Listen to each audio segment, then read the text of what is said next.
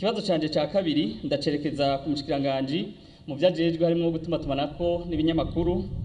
Ikigo ARCT kirisha imirongo y'amaradiyo mu mafaranga mva makungu na cyane idolari. Iryo naryo agaciro karyo kagahindagurika cyane. Hariko hakorwa iki kugira ngo ayo mafaranga arihwishwe mu marundi na rigya tuzi ko ifaranga ry'u Burundi ryo rikora ku butaka bw'u Burundi. Hariko hakorwa iki canke kugira ngo bibaye ngombwa ayo mafaranga afutwe na rigya maradiyo asanzwe afasha mu iterambere ry'igihugu. Murakoze. Urwego ARCT rurihisha amafaranga mva makungu mu batanga amaradiyo.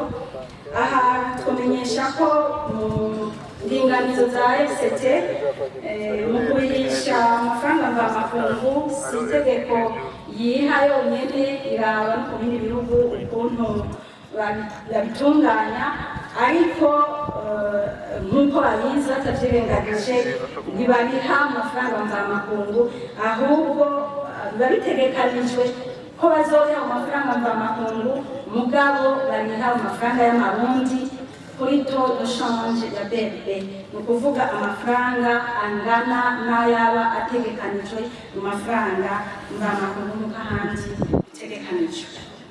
Ikindi kibazo yaciye abaza ati mbega nta kuntu ayo mafaranga yofutwa ko mbega amaradiyo asanzwe afasha ashigikira imigambi ya leta n'ibindi. Aha twamenyesha ko batavyirengagije abarundi bose barazi ko n'umwenegihugu mutoyi atanga ikori ikintu cose adandazwako. Nta kuntu rero amaradiyo canke ibimenyeshamakuru navyo vyoreka guterera igihugu cacu mu migambi mikuru leta iba yashize imbere kugira ngo yunganire, kuko kanatsinda irya mihora ironswa amaradiyo iri muco twita amarususera. Ni ukuvuga rero yuko irihishwa nk'uko n'abandi bose irihishwa, nta kuntu rero ayo mafaranga yoshobora gufutwa. Iradiyo televiziyo